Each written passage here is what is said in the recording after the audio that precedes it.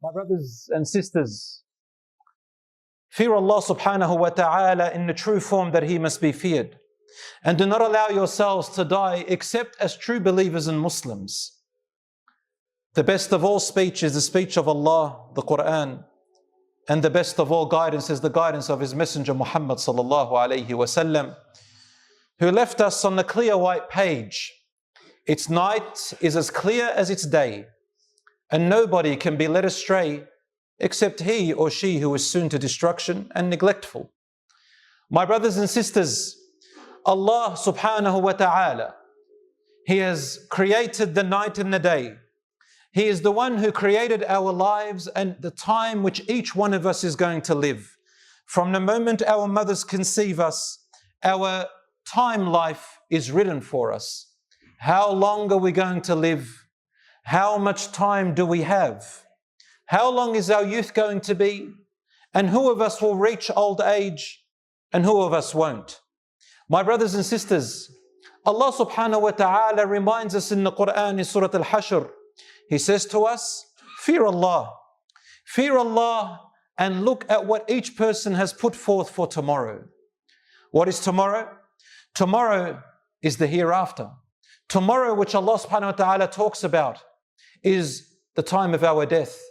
What have you and I prepared for the time after our death? My brothers and sisters, time is very short. Time is limited. In fact, the Prophet Muhammad sallallahu alayhi wa sallam reminds us of a crucial reminder. He said, on the day of judgment, لا تزول قدم عبد حتى يسأل عن عمره فيما أفناه وعن شبابه فيما أبلاه وعن ماله من أين اكتسبه وفيما أنفقه وعن علمه فيما أنفقه أو كيف عمل به. The Prophet ﷺ told us, on the day of judgment, nobody will be permitted to take a next step, not even one step, until he or she is asked about 5 things. About their life and how they spent their life. About their youth. In fact, the hadith says about the youth first and foremost. And how did you use your youth? And about your wealth. Where did you get it from? And how did you spend it? And about your knowledge and how you used it. In fact, the Prophet, peace be upon him, reminds us that 3 people on the day of judgment will be questioned and with which hellfire will be ignited. He said, a scholar, a donator of wealth, and a person who fought in the path of Allah. The scholar will be asked, for what? How did you use your knowledge? And the scholar will say, Ya Rabb, I used it for your sake, and I taught it for your sake. And Allah will say, you are lying. And the angels will repeat, you are lying. You only taught it so that people can call you a knowledgeable man or a knowledgeable woman. Then the one who donated will be asked the same thing. Allah will say, I gave you wealth. What did you use it for? And he or she will say, I used it for your sake, my Lord. I donated for your sake. I used it in your path. And he will say, you are lying. And the angels will repeat, you are lying. You only donated and used your wealth so that people can praise you. What a generous man he is. What a generous woman she is. And the third person who fought in the cause of Allah, what did you use your health and your body for? And he will say, Ya Rabb, I donated it and I sacrificed it for your path. And Allah will say, you are lying. And the angels will say, you are lying. You only did so that you can be called a brave hero and monuments to be built out of you.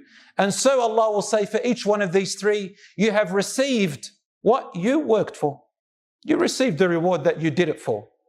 Today you have nothing. And that is where Allah subhanahu wa ta'ala says in the Quran, وَأَن لَيْسَ لِلْإِنسَانِ إِلَّا مَا سَعَى وَأَنَّ سَعْيَهُ سَوْفَ يُرَى ثُمَّ يُجْزَاهُ الْجَزَاءَ الْأَوْفَى. Man will not receive except that which they worked for. Your intention, your goal, your purpose of why you did what you did. And then Allah says, and their work is looked at in particular. Allah says, I'm looking at everything. and then they will receive exactly as they worked for. My brothers and sisters, our time is precious and it is running out.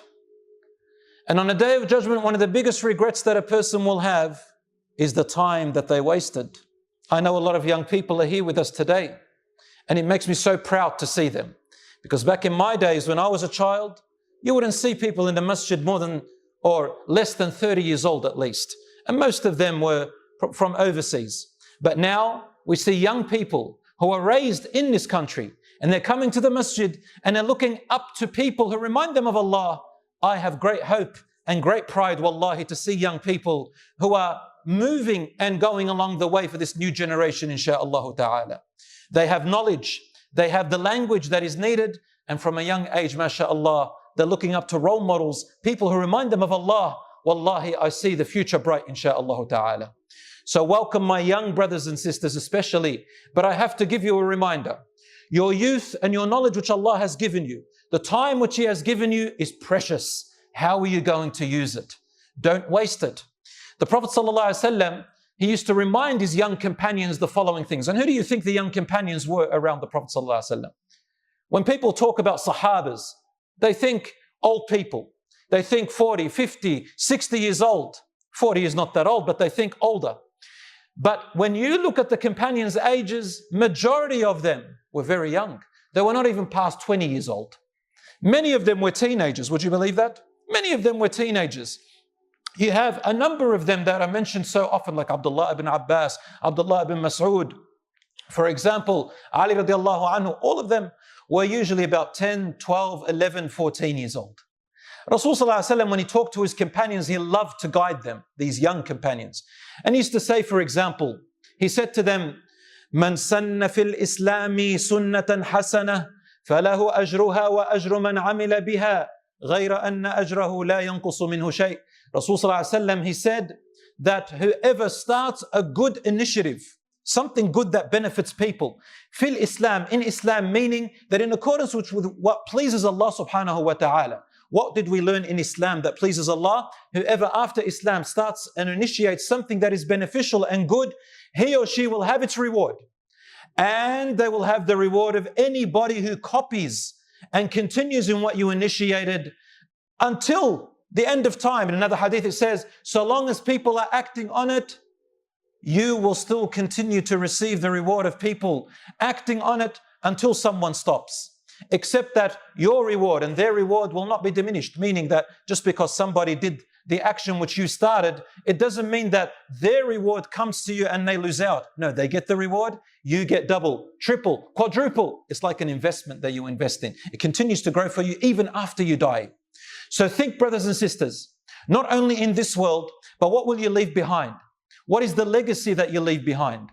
Allah subhanahu wa ta'ala says in the Quran, إِنَّا نَحْنُ نُحْيِي الْمَوْتَى وَنَكْتُبُ مَا قَدَّمُوا وَآثَارَهُمْ وَكُلَّ شَيْءٍ أَحْصَيْنَاهُ فِي إِمَامٍ مُبِينٍ. Allah says in Surah Yasin, it is us, it is we, meaning Allah subhanahu wa ta'ala, who gives back life to the dead on the day of judgment.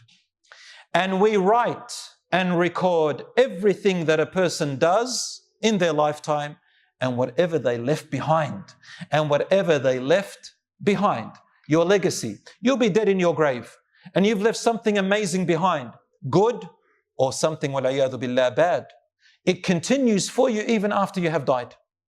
So what kind of legacy do you want to leave? Even something very small, as simple as teaching your little brother or sister to say Bismillah before they eat.